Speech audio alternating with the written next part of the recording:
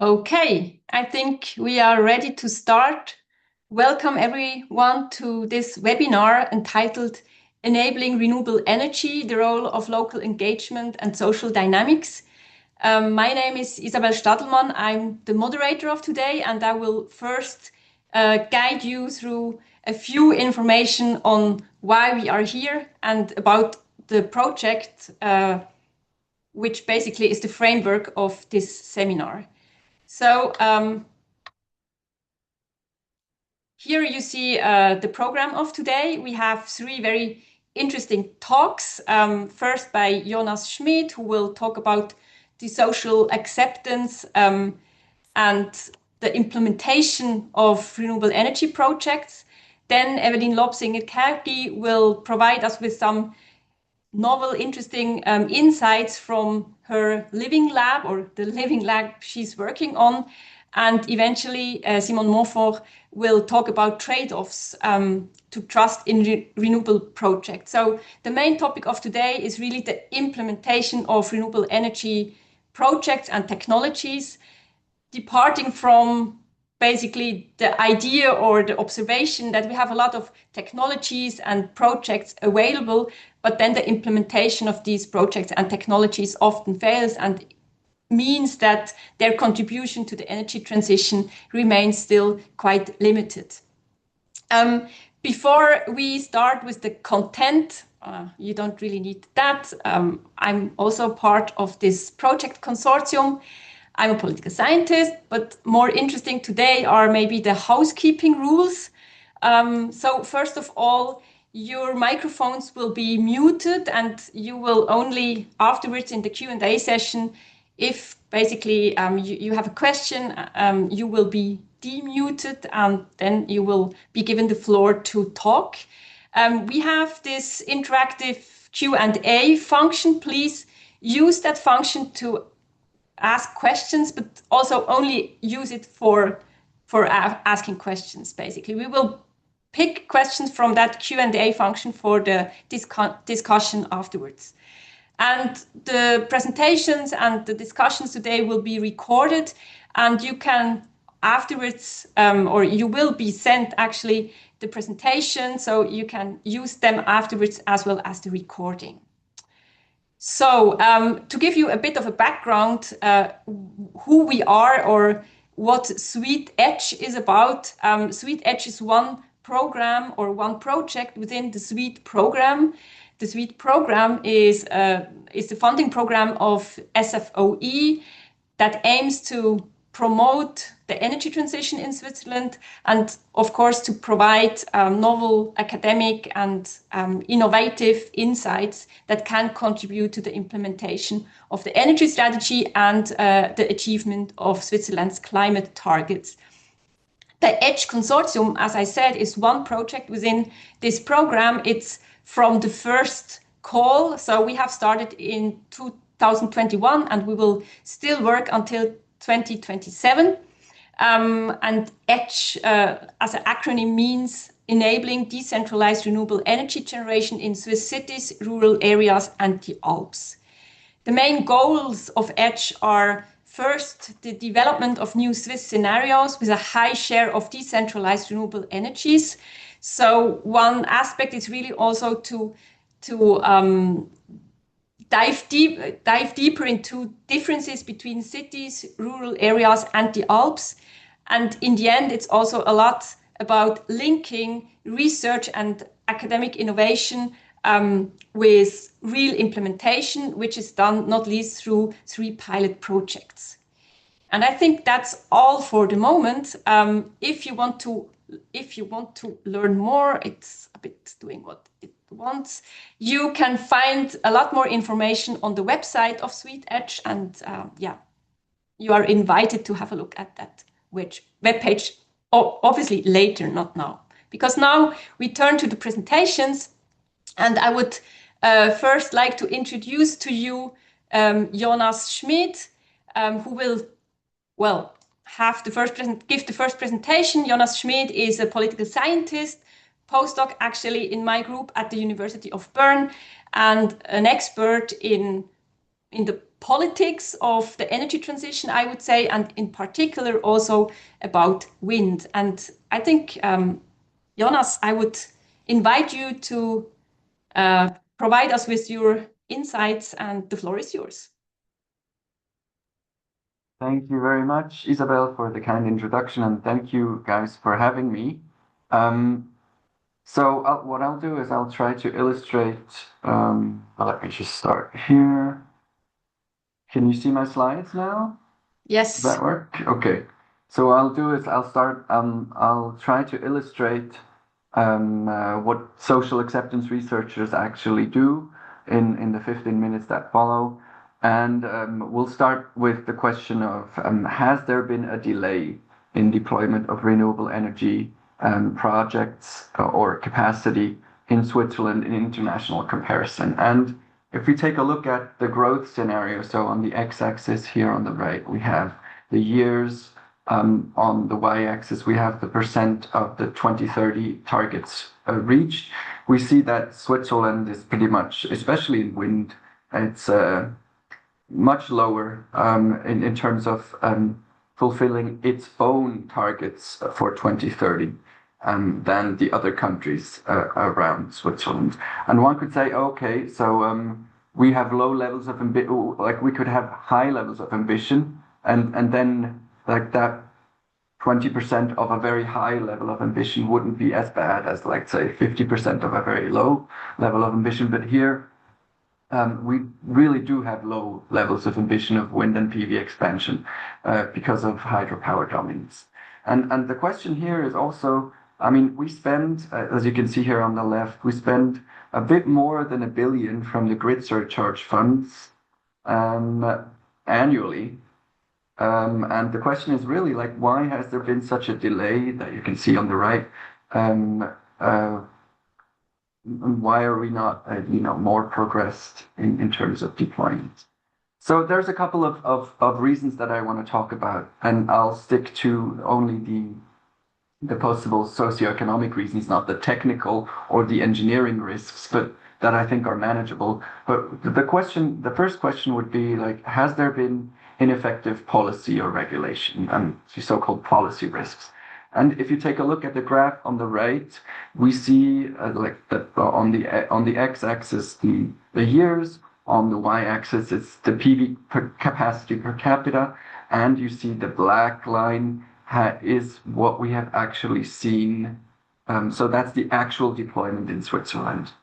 And the other, like, it's not important whether it's log normal, or gamma, that doesn't matter. But what matters is that those are prediction models. So if we take all the data from OECD countries up until 2009 and would make a prediction based on the policies that we have, one would have seen a much stronger increase. Or if we start with the policy intervention 2014, which was the lump sum grant entered for PV, then we would have seen this growth probably. So in international comparison, like the policy has been working not very well, and the question is why, which I'm not going to address here, but just in international comparison, we have had quite some ineffective policy.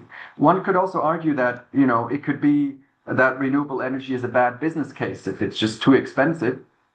But here again, there's an excerpt, a graph from the Fraunhofer Institute. And then here you can see the costs and how they're projected up until 2045.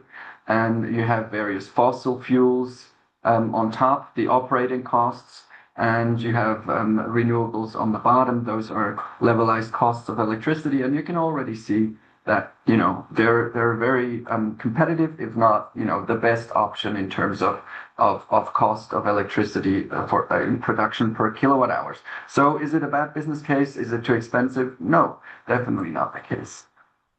Then one thing that is really a problem in Switzerland is there a problem with the institutions that would, put some brake on the energy transition that we see in Switzerland? And the answer is yes. But let me illustrate that with an example from wind energy. As you can see, we've had three very similar attempts to regulate minimal distances, one on the federal level, which was first in 2022, one on the cantonal level in 2023, and on the local level, so on the municipal level, that has been ongoing since 2023. So here, what you can see is really that the dynamic, if you are an opponent to Switzerland, then you really see, not an opponent to Switzerland. If you are an opponent to wind energy in Switzerland, you really use all the levers and access points that federalism gives you to raise opposition. So you first start on the federal level. So you don't have to engage with the cantonal or the local level because the federal level rules trump the other ones. But then you can also do the same thing on the municipal level and try to do it on the cantonal level. This is, by the way, the canton of Zurich. And here, what you can see is the former National Council at Schlapp-Therese, who that raised the minimal distance motion on the federal level, has also been a former municipal council in Hagenbuch, which was the first municipality that adopted a minimal distance requirement in the canton of Zurich, even though in the canton of Zurich it's not even clear whether it's legal, because that's generally not a municipal competence to fix minimal distances. And as the Swiss law knows no minimal distances, that's definitely a big bet on whether that's actually legal or not. Same on the cantonal level. Well, on the federal level, that would have been a different case, but the motion didn't proceed. So do we have problems with federalism and that stops or that chokes the energy transition? Yes. Does the public actually not want the transition? Could this be the reason for delay? But if you look at what the public has voted on in the recent years, we've had the Energy Strategy 2015 that was voted on the 21st of May in 2017 with a yes vote share of 58%. Then we had the Gletscher-Initiative, the Federal Act on Climate Protection Targets, or well, the indirect counter proposal, basically not the initiative itself, accepted with 59. And then we had the Mantele-Law, or the Federal Law on Secure Electricity Supply with Renewable Sources of Energy, which was actually like 3 or 4 laws, I forget, but it changed a couple of laws at the same time under the umbrella. That's why Mantele-Law, under the umbrella of the renewable energy supply security. And here we had a vote share of more than 2/3 that were in favor, which was actually, what you can see is it's even going up, the 3 votes. Once it's been decided, the acceptance actually goes up. So one last reason left why there could be a reason for delay, or why there could be a delay in the Swiss energy transition, has to do with the municipalities. So one could ask, is it the municipalities that block it? Do communities really not want projects in their municipalities? And here, what I've put on the right is a table of all wind energy related votes in Switzerland from the 1st of January 1998 to last fall. And what you can see in the columns are the levels, so municipalities, cantons, and the sum total. Then here you only see directly project-related votes, meaning Nutzungsplanungsänderungen, land use plan change that are really, there's an existing project and you vote on whether you agree to the land use of this specific project or not. And then there's the policies. Those are general abstract rules like minimal distances or natural protection zones in eligible wind energy areas and so forth. And these here, basically, this is the sum of the minimal distance policies, which have been the most prominent ones, and the others.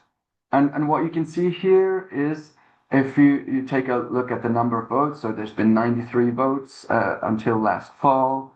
The number of votes that have favored wind energy have been 50.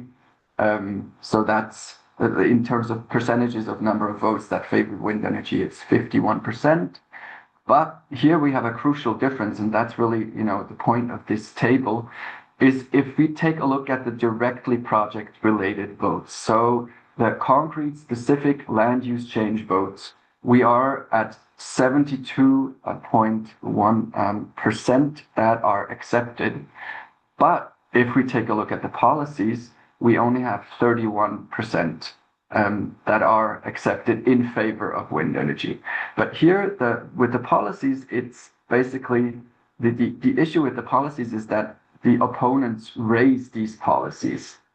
And like they only raise them where it's likely to succeed.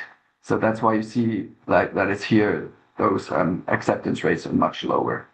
If we then take a look at the arithmetic mean of vote shares favoring, then we're really overall, and putting all eggs in one basket, we're really at 50%.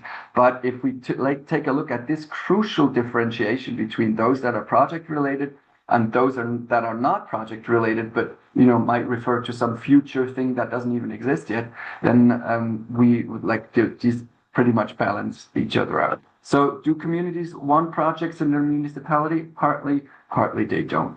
But this just goes to say that that it's not a coin toss when we talk about the directly project related. It's a coin toss if we talk about social acceptance of wind energy overall.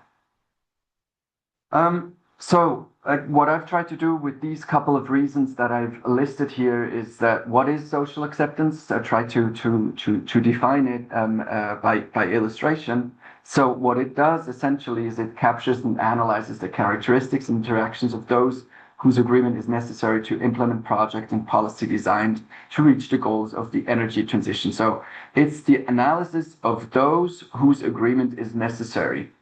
That's how I at least understand the analysis of social acceptance. And how do these reasons that I listed previously rely with social acceptance?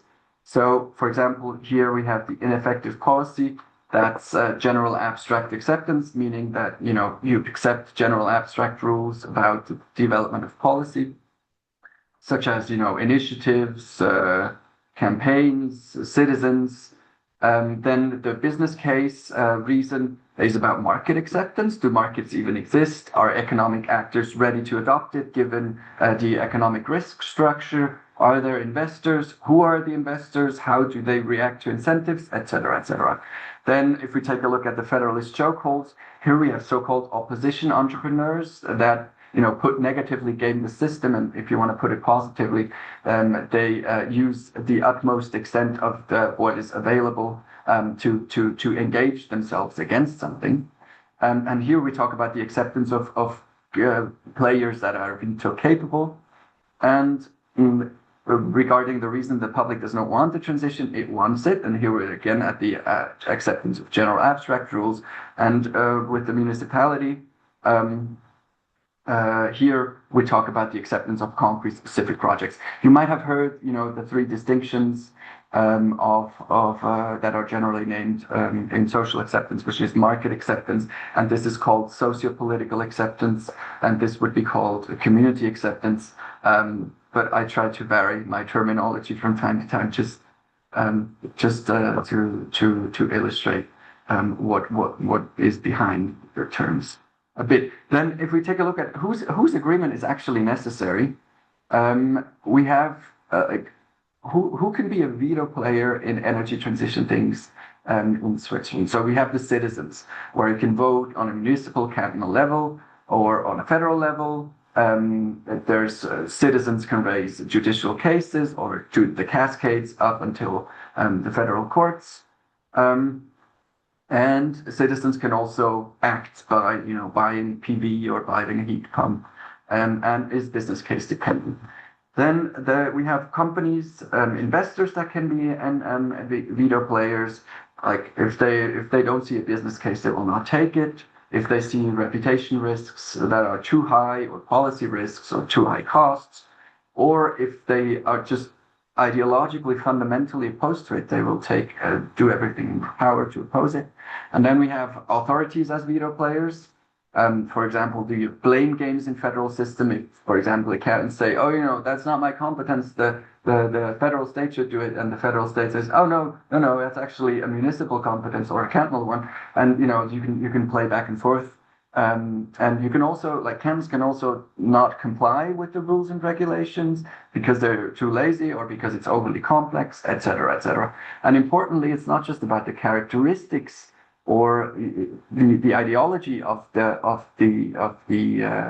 actors whose agreement is necessary. It's also about the interaction among these stakeholders that can lead to a veto. For example, if there's trust, and we'll hear a lot more about trust in the presentation hereafter, like their fairness perceptions play a role, perceptions of costs and subsidies, animosities, projects taking multiple legislatures, fake news, legislation that evolves too quickly, is too complex, or requires fast adaptation. How am I doing on time, by the way? Your time is generally over, so. Oh, generally over. Okay, so like what can you do? You can plan better projects, and here's a list of like what I try to come up with, what you can do. What is really important is economic costs and benefits. Citizen participation is important. Your developer should be local, etc., etc. You can also subsidize by adoption package. And what I think, and that is close to my heart, you should really harmonize planning and permitting in Switzerland. In summary, social acceptance is not about buying people off. Instead, it's about good policy design, project improvement, and participation. It should be about how to provide people with fair and honest benefits. Why is it important? Because I feel like the energy transition is not a technical problem. It's primarily a social challenge at the point we are at. And what could be done? Transparency, fairness, local project developers, and we should provide valuable participation opportunities to the public, and much more. You can refer to the list. Sorry, that was a bit, I was rushing over the last slide a bit, but thank you very much for listening. I hope you could have some takeaways from this, and I'll hand over to Isabelle. Thank you very much, Jonas. We will have the discussion afterwards, and just now progress to the next presentation, which will be given by Evelyn Lobsiger-Kägi. She's an environmental scientist at ZHAW, and she's an expert for living lab approaches. And I think I will not say more now, but just hand over to you, Evelyn. The floor is yours.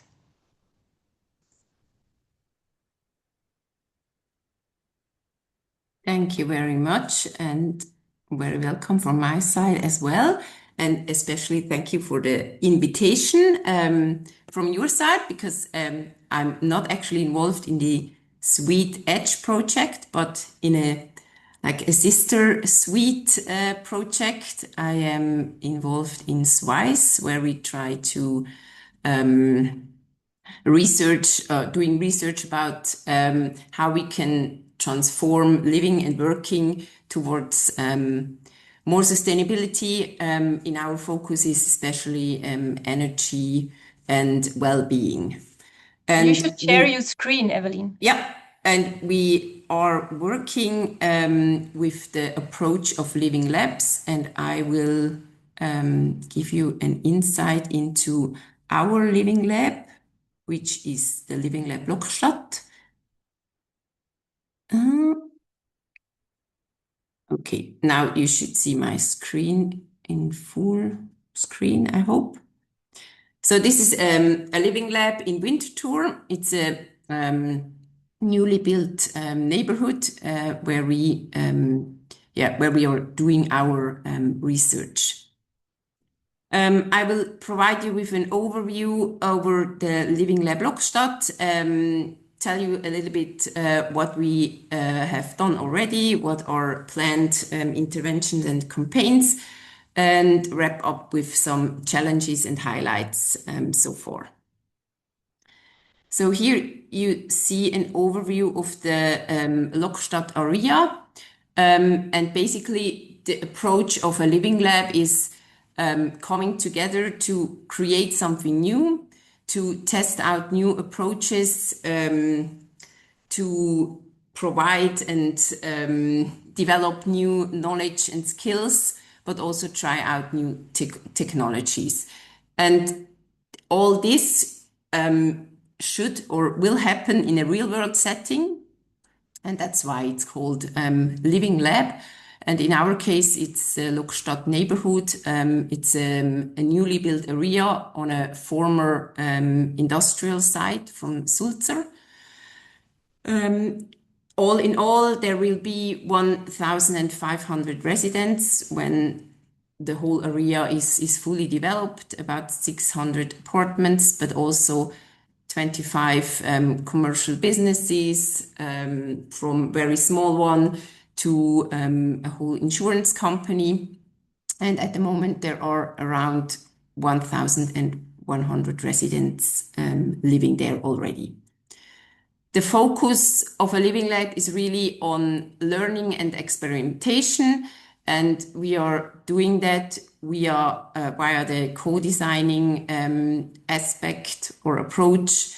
And the idea is really to co-design and implement interventions in this Lokstadt neighborhood, and then of course also evaluate those interventions in terms of energy reduction, adoption of renewable energies, CO2 emissions, but also impacts on the more social side, like well-being within the neighborhood, social exchange, etc. And in our case, the overarching goal is supporting a sustainable but also a good life in the Lokstadt area. So that is the overarching goal. The Living Lab approach includes or tries to include this quadruple helix of different stakeholders. On the one side, from the civil society, from the government, from the research area, but then also from the business side. And you see here what different stakeholders we included into the Living Lab Lokstadt. This is quite a large work of building up a living lab.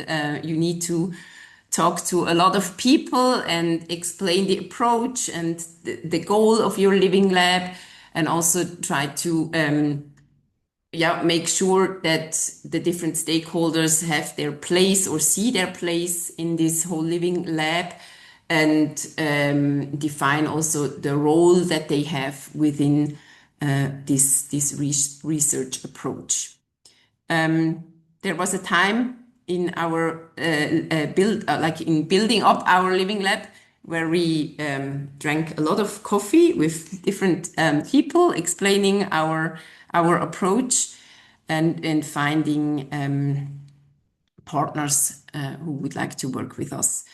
Especially important for us are really local residents and organizations that live at the neighborhood or work there, or try to build a network within the neighborhood, or who, for example, are also involved in organizing social exchange or events within the neighborhood, so that we can have also access to the residents and to their different groups where they exchange and already developed own ideas how to improve their life at neighborhood in Lokstadt.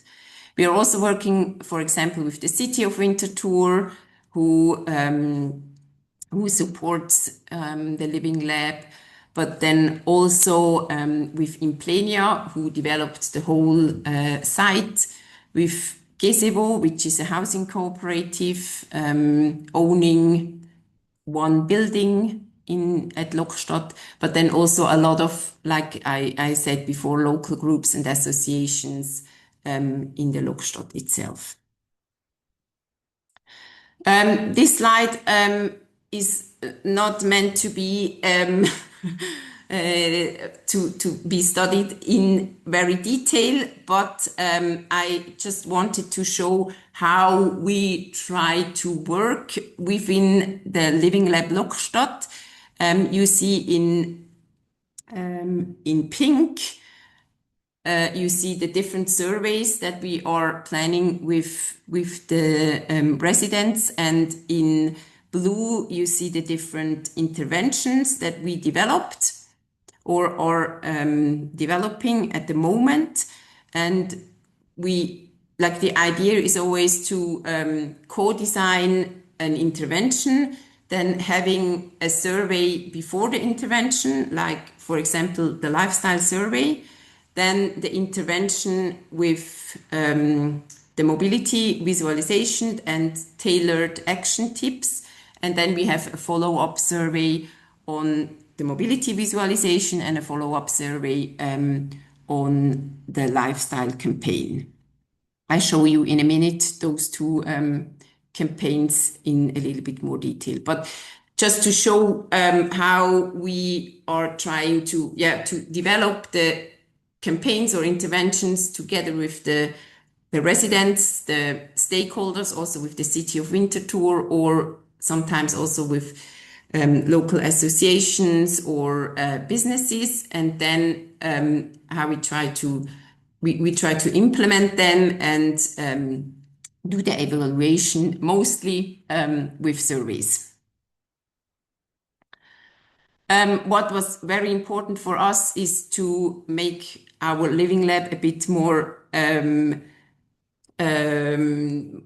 can I say that, a bit more visible and understandable for the residents. So it's not like an abstract research project, but so that they can get to know us as researchers, but also that we can exchange with the residents.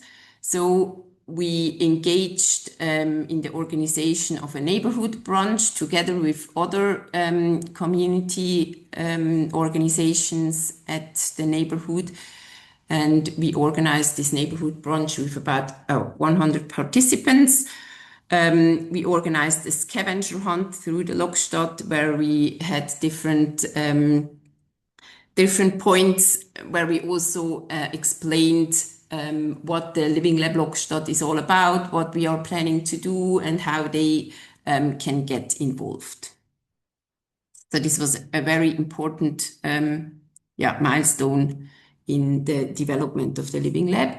And then we started with the first campaign, where we visualized or provided an app where the residents can track their mobility and having like an evaluation how they were, how they traveled around with what means of transport and how much energy, respective CO2 emissions, the different travel behaviors evoked.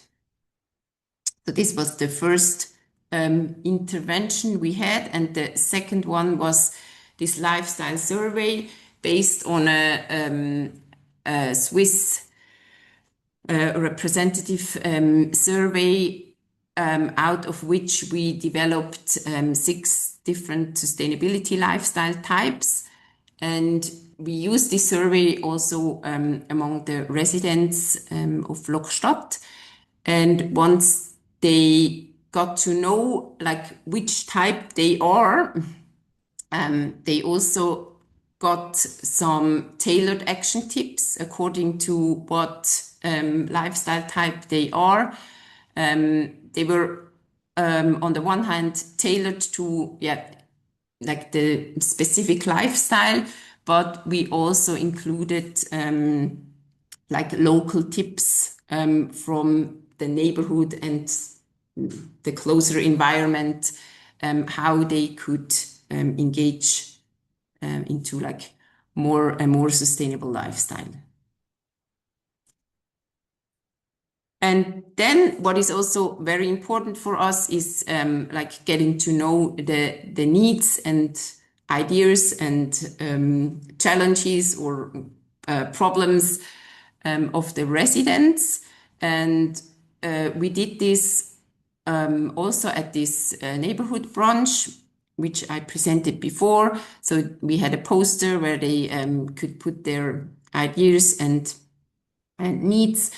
And of course, we also organized already a bunch of workshops where we talked to the residents and where they could bring in their ideas.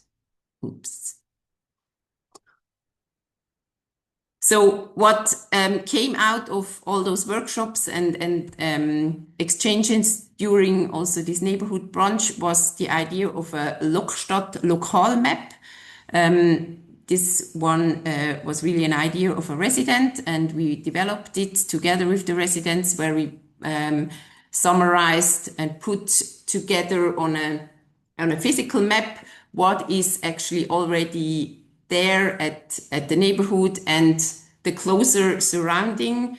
We took this approach of a 5-minute city, and to show really the people that have moved in here, but also the ones who already lived in Winterthur, what is here, what they can use, what type of infrastructure is in their close environment, like the possibility to rent out the cargo bike, recycling infrastructure, possibilities to rent out mobility cars, and things like that. But also, of course, restaurants and all kind of offers that you can find there. And then a second idea was to install raised garden beds at strategic points to slow down the traffic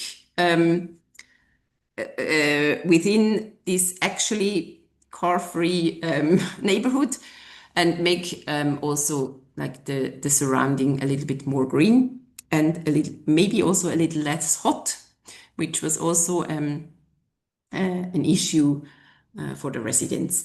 And then what we also already realized was a bike cleaning and repair event where people could, together with a bike mechanic, repair their bike and clean it and make it ready for springtime. And this was, of course, also the intention to promote bicycle mobility a little bit more. How much time do I have? 2 to 3 minutes. 2 to 3 minutes. Okay, I try to be quick. So here is just a little picture of the Lokstadt local map, so that you can have an impression what we did.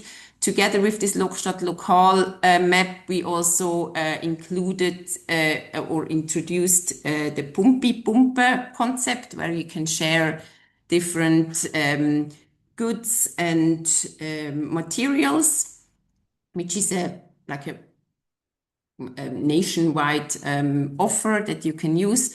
But of course, it makes most sense if you share your goods really locally. Oops. So that was it, like a small insight or insights into what we did already, what we are working on within the Living Lab Lokstadt. I did not put so much emphasis on what we achieved in terms of energy reduction or behavior change with our interventions, because it is very difficult to evaluate those interventions with a like statistically significant number of participants, because we have generally rather low rates of survey participants. So it's really hard to get people fill out your survey. So this is about the challenges that we face. What is also difficult is, of course, we have a lot of different stakeholders involved in this living lab. They all have their individual interests. They have different agendas and above all, also different time horizons. The residents would like to do everything now. And for example, the City of Winterthur, they have very long decision ways, and it's a very there are very different agenda settings and time horizons. So, but for us, it is very important that we really provide residents also tangible results out of this living lab. Otherwise, they lose their motivation to work with us. So yeah, that's of course a bit a challenging situation for us. Then what is also not so easy is achieving a real commitment of the residents to also take over the responsibility for certain projects. We start the projects and give some impulse and also we are of course engaged in the planning, but a lot of those ideas and wishes the residents have, they would need a long-term commitment of a certain group of residents. For example, for these raised garden beds, they need to be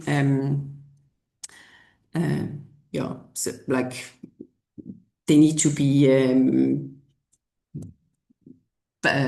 taken care of after our project as well. And what we also face is challenges in terms of data security and privacy issues of energy data. We actually wanted to have an intervention on the local energy community. It is actually a ZEF, this whole neighborhood. And it is very, very difficult to get the energy data. We would like to show the households their individual energy consumption, show the production rate of the PV installation, and try to match production and consumption a little bit better.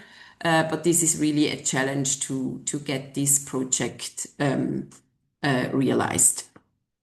And then I would like to conclude with some highlights. This common launch event with the neighborhood brunch, this was really very important and nice to organize together with the local groups.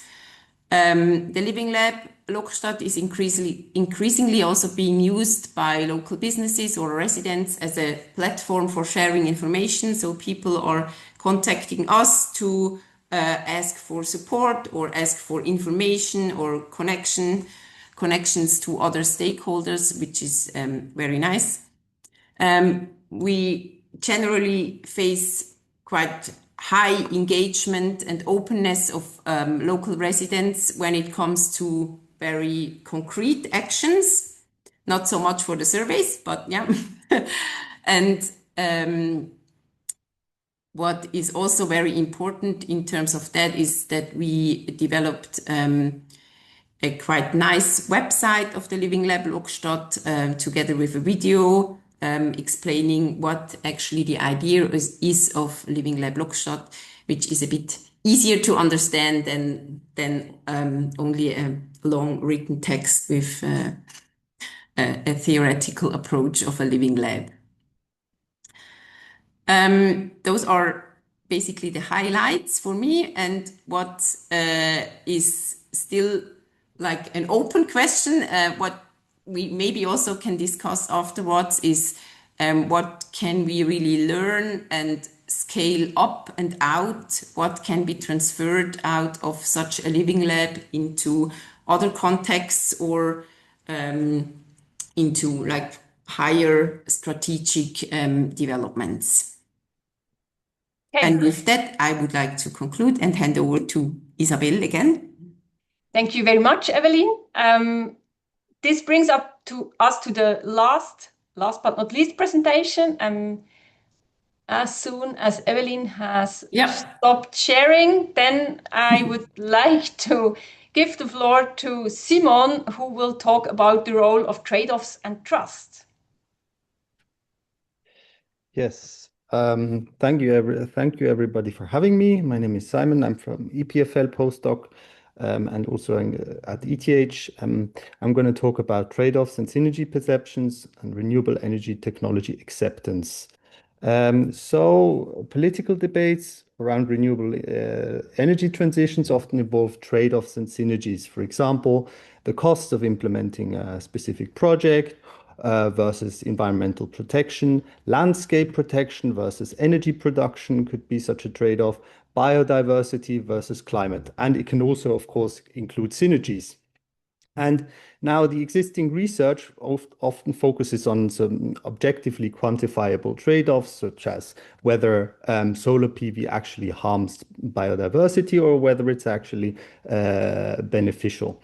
Now, the perceptions of these trade-offs can vary strongly and differ a lot from the objectively quantifiable trade-offs and synergies. And these are actually what influence the project acceptance.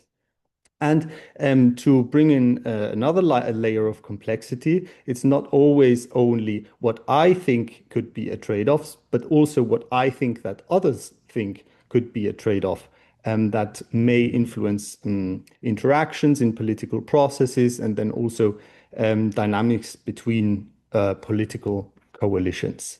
And now in the first part, I'm going to talk to or introduce to you a study on perceptions of trade-offs in alpine PV projects among stakeholders that we conducted as part of the EDGE project with the group at ETH.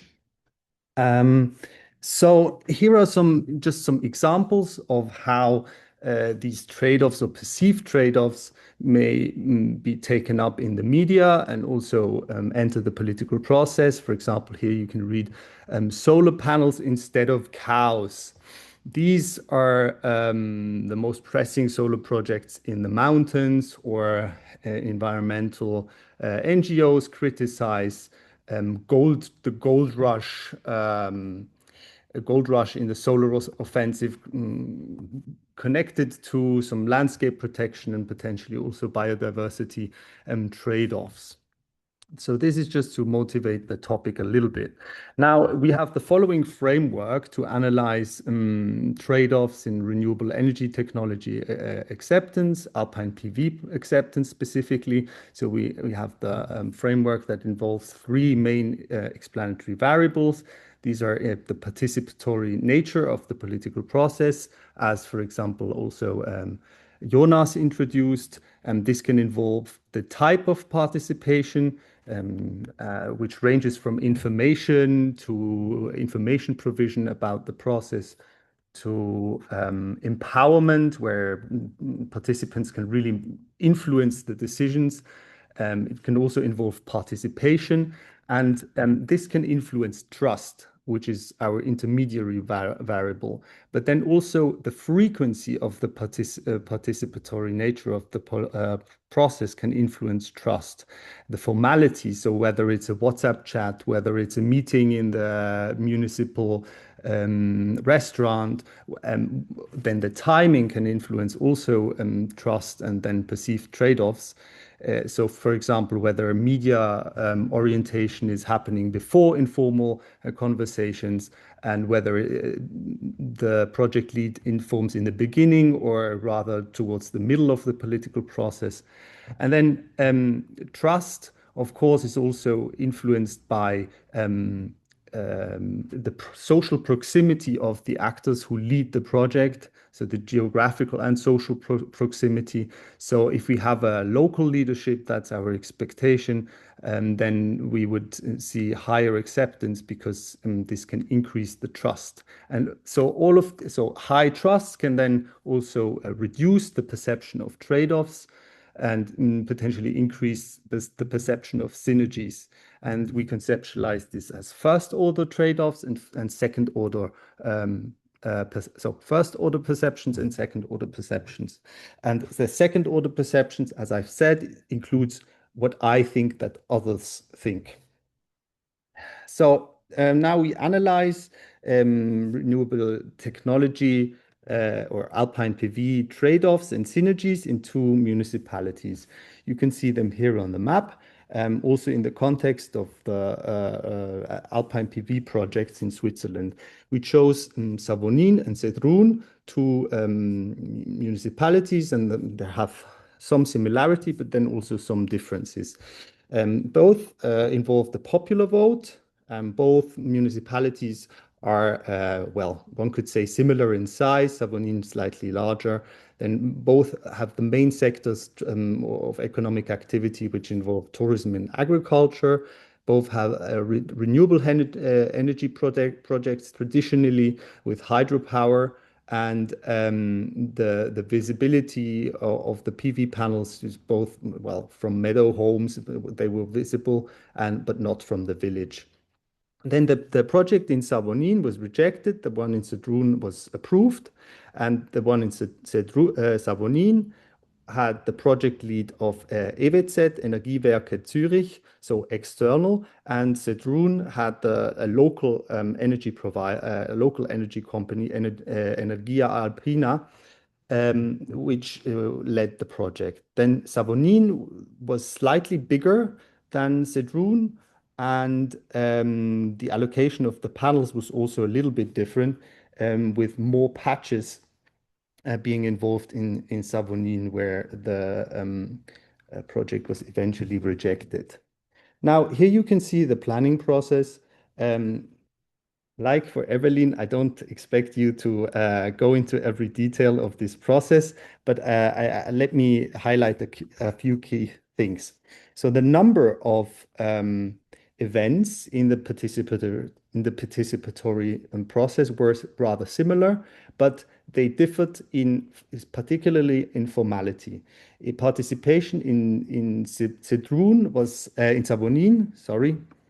That's what you see on top, and on the x-axis you see on the y-axis, sorry, you see the different actor groups. Participation in Savonnin was rather formal, whereas in Sedrun on the bottom it was rather informal. It also involved a WhatsApp chat that just involved some more informal ways to exchange information about the ongoing project. And then critically also in Savonnin, the process involved, well, a media orientation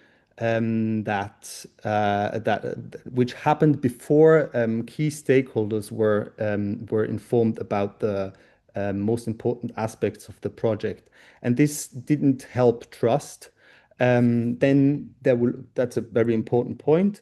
And then there were also differences in the responsiveness to the stakeholder requests. So in Savonnin, we had mainly visual and environmental trade-offs addressed. So we saw minus 15% reduced perimeter of the solar panels, which addressed landscape and biodiversity trade-offs, and then also reduction of helicopter flights to address potential noise complaints, and then a reordering of the panels to open a passage for cows to address trade-offs related to agricultural double use of the landscape of the fields. And then in Sedrun, the environmental trade-offs addressed also farmers' concerns a lot.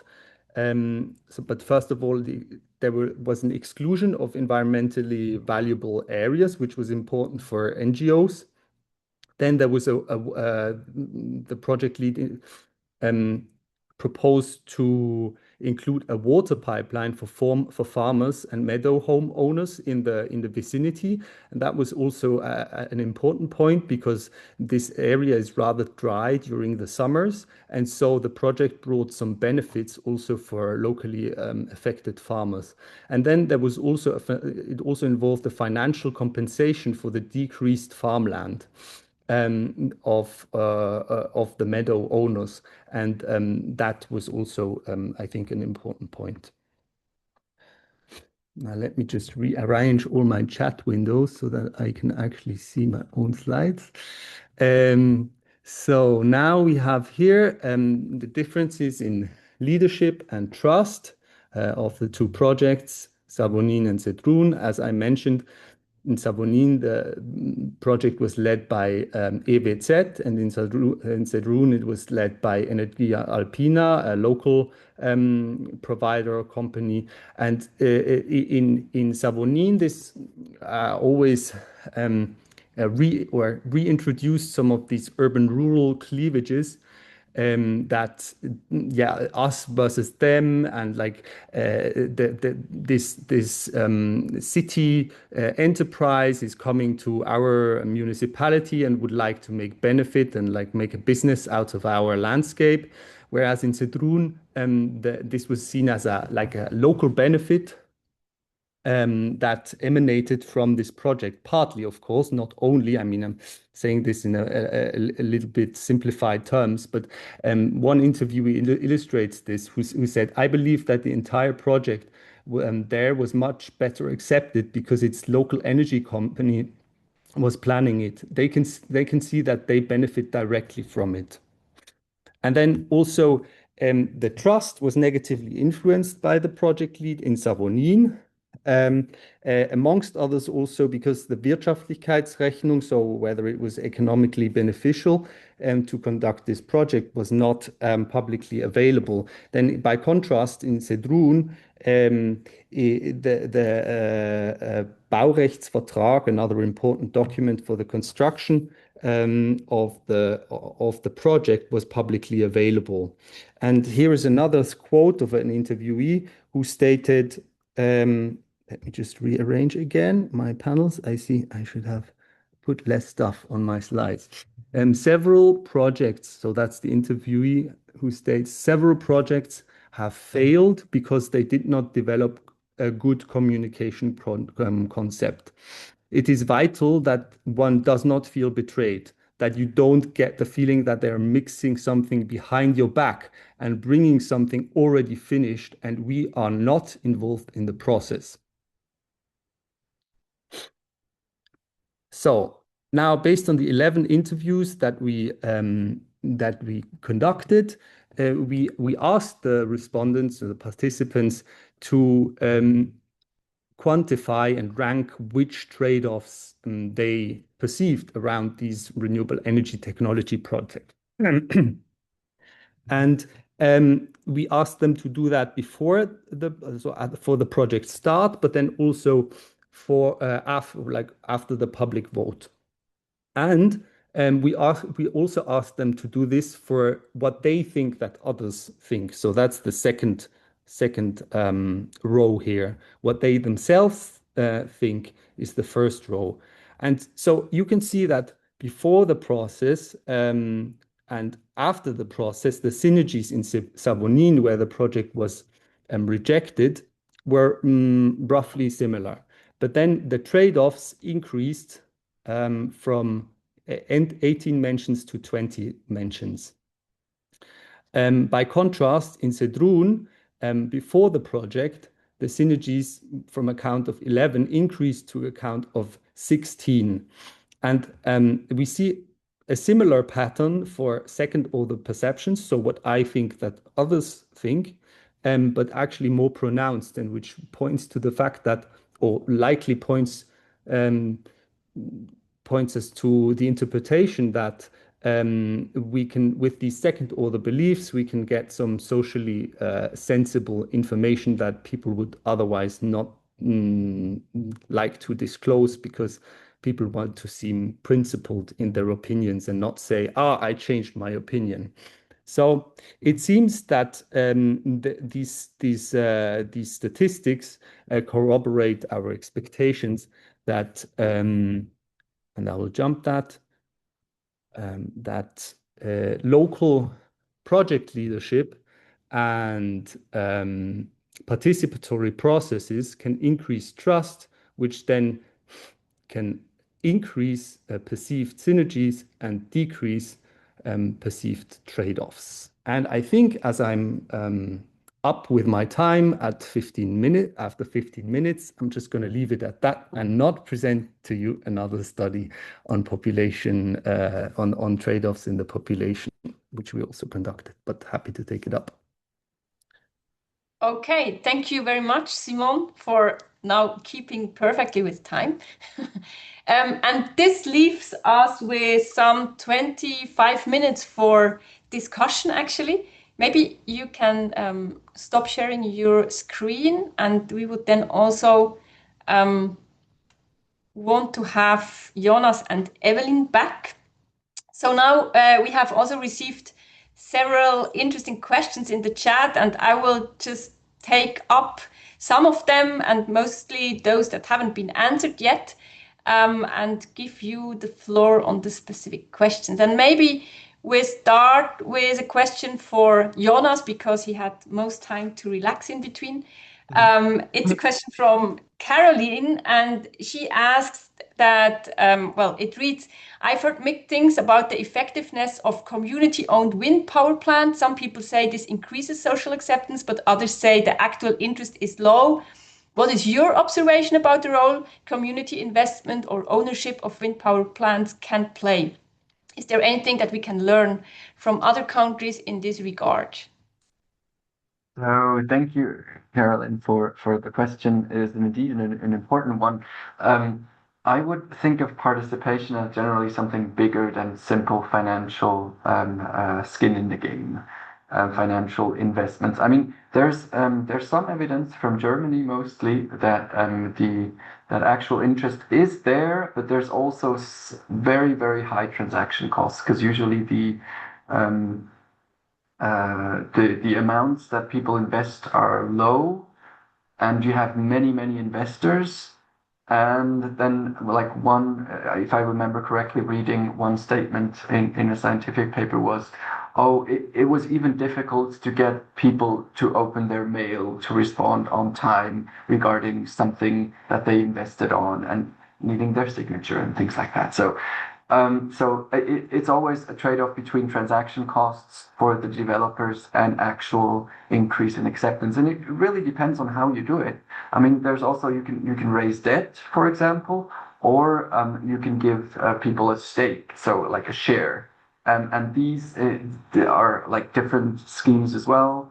And there's also, in terms of point of time, when are you going to offer those? Are you going to offer those at the very beginning when you don't have a project ready? Or are you going to offer those like 10 minutes before you have to vote on them as some sort of trying to buy people off thing? And it really depends on the perception. It really, like, you should invest most of that thing in most of the energy that you have regarding participation on designing actual meaningful participation opportunities that go beyond just simply giving people a share or raising debt, but things like localized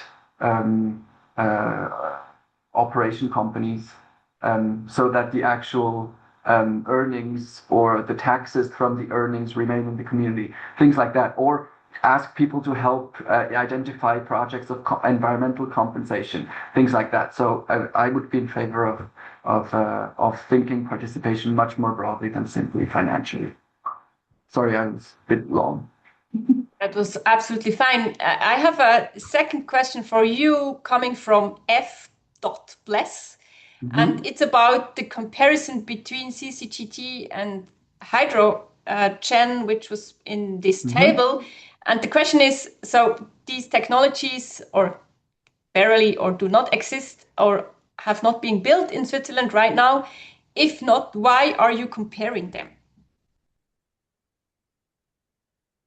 Because the question is what I wanted to illustrate was the marginal cost of adding new fossil plants versus the added cost of adding new renewables.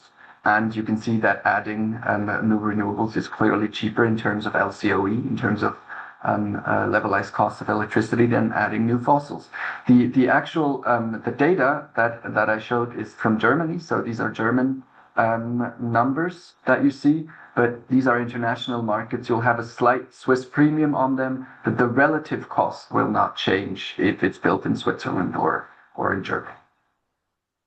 Okay, thank you. Then let's move to a question for Evelyn from Maria Anna, and she asked, can you already share some insights on the post-survey you presented? I would be very interested in the acceptance of lifestyle-specific measures you proposed in particular, and the overall implications from your survey analysis. Mm-hmm.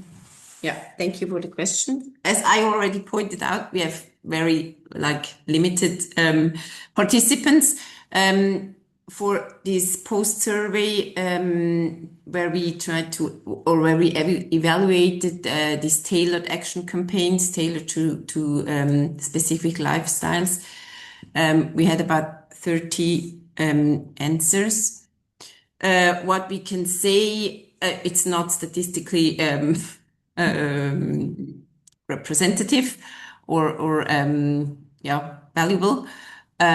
But what we see is that the intention of for a behavior change towards more sustainability or towards a more sustainable lifestyle was fostered by this campaign.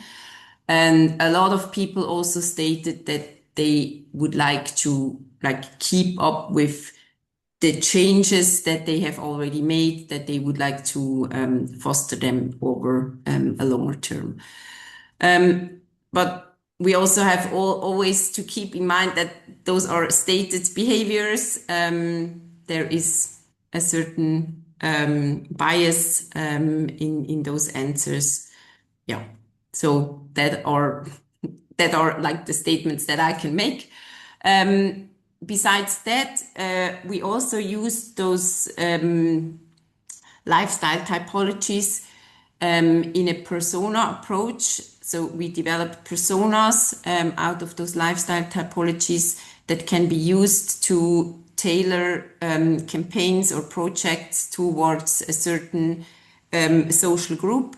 This was used by the city of Winterthur. So they picked out 2 persona groups that they would like to target for their climate activities, which they are doing. And they specifically targeted not the already sustainability and environmentally aware persons, but the ones besides the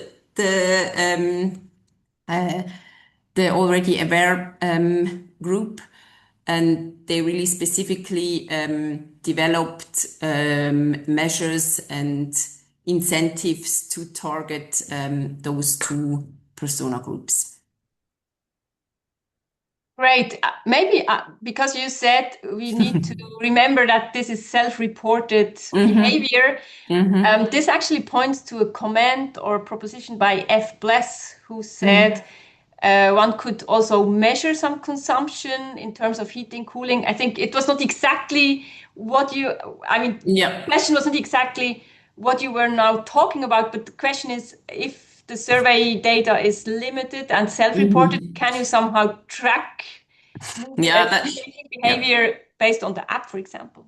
Yeah, that is what we actually try to do or would like to do, that we really have mobility data together with survey data, and then also this energy data that we are struggling to get. But this is actually the idea, to really combine measured data with survey data.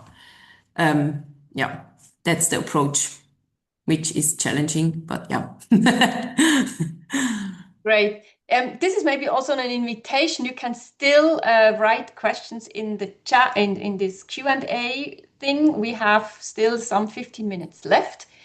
And I would maybe take up another question that has been discussed already in the Q&A window, but I think it could be relevant, and you seem not to be at the very end of the discussion, between Michi, Lening, and Jonas on the role of especially Paysage Libre, Freie Landschaft Schweiz, and their role in wind energy processes.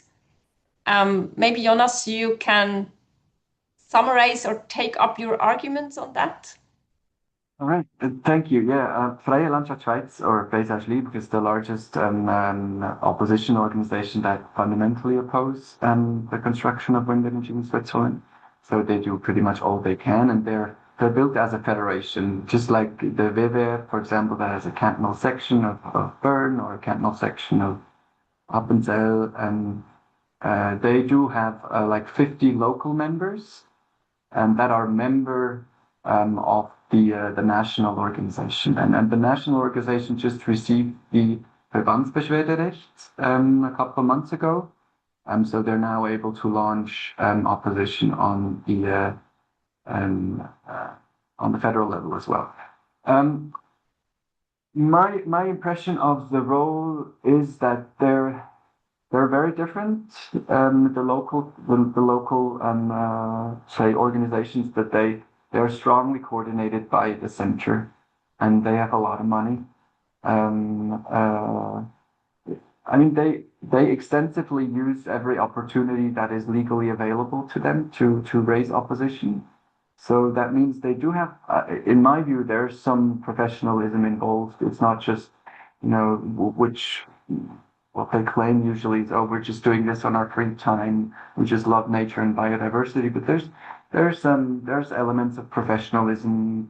For example, they develop visualizations of wind parks, and that draw the wind turbines not to scale, so they appear much larger to frighten people. Like all these strategic communication things that are going on, and I would be hard pressed to find like a volunteer association that can do this. Yeah, so these are my 2 cents on the question.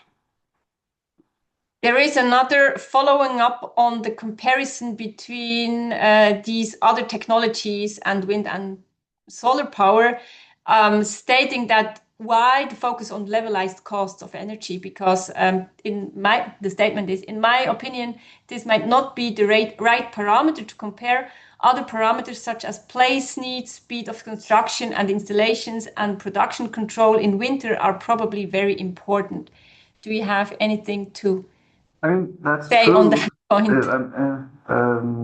Mr. Bless, that's definitely true. The point here was to compare market acceptance. And with market acceptance come technology costs. So, and technology costs don't include placement costs and things like that. They're simply the costs of constructing and operating. Like the siting and all the rest is not included. So that's why I included this comparison. Then maybe a question to Simon. It's not in the chat, but because you voluntarily stopped before the population part, do you maybe want still to share with us like the main findings in how far the population differs or deals with these trade-offs? Yes, sure. These I can do synergies. that. Should I share my screen again? If you want, you can maybe show us one slide, the core slide. Yes. So yeah, we ran actually together with Isabelle and Jonas. We ran a population survey, representative for the Swiss population, and we asked them about perceptions of the trade-off, specifically biodiversity conservation versus emission reduction and landscape protection versus emission reduction. And so what we were interested here is how well people understand what other people think. So, and what we found is that for biodiversity conservation versus emission reduction, people are actually unexpectedly good at estimating what others think. but then not so much for landscape protection, which is on the right-hand side, where you can see that actually 62% of the Swiss population prefer emission reductions over landscape protection, whereas only 37% would expect this to be the case, so that people prefer emission reduction over landscape protection. And then mostly what we see is that people do not see trade-offs or think that there are trade-offs between landscape protection and emission reductions, but also biodiversity conservation and emission reductions. And that's quite interesting because if we look at the political debates, they're mostly about trade-offs. In the media, as you saw in one of the examples that I gave you in the beginning, it's mostly about the trade-offs, cows versus solar production. That's not about synergies, but the population doesn't necessarily think so. And so it's probably a little bit of a political stigmatization of this field to maybe also foster counter movements or to bring people on whoever's side. So in case of NGOs, it would be to favor biodiversity conservation. Maybe in the case of counter movements and also with landscape protection. So yeah, and then we just wanted to understand if this information about what others think actually influences people's own acceptance, and we find that this is not the case, which we test this experimentally. So you can see this here for the different technologies. For the control and the treatment group is the one which received the information on the right-hand side about what others think in the population compared to own perceptions. And because this didn't matter so much, so what others think, we then made a comparison of the own trade-offs and own synergy perceptions and found that, yeah, overall, the synergies and own trade-offs are what determine acceptance much more than what people think that others think. Great. Yeah. Thank you very much. Now. We have maybe one last question, and this is again to Jonas about the financial benefits. And the question is, what is your appreciation of financial benefits for local people, especially wind since, in order to enhance acceptance? Please keep the answer short because we are already, I missed the time. We are a bit over time, Freddy. I already wrote something in the chat, and I think that, that Wasserzinsen, it's been discussed in comparison to Wasserzinsen, which is 500 million francs a year, which is a lot for, the remote municipalities. And we're discussing whether it could be purposeful to also do that for wind. But in my view, it's not about the money. It's not about, people don't want to be bought off. Here's some money, so you'll accept. People especially are against that. So it's much more about fairness, involvement, sense of participation, and having a say. It's not that they actually then will have a say. It's just about having the right to say something and to help improve a project. Whether Windzinsen, I mean, in terms of, it's some sort of ludicrous thing that the wind would belong to someone, because it doesn't originate over the territory where it is used. It's not of any lower use after the turbine has used it. It's sort of a ludicrous concept, but I know that it works well in the Wasser, in the hydropower industry, but I think it's a bit of a third thing to consider after fairness and transparency and participation. Okay, thank you very much for this response, and I think we are basically done. Thank you very much for your presentation. Thank those who listened and who commented for their questions and comments. And I hope to see you in another occasion, maybe on a similar topic.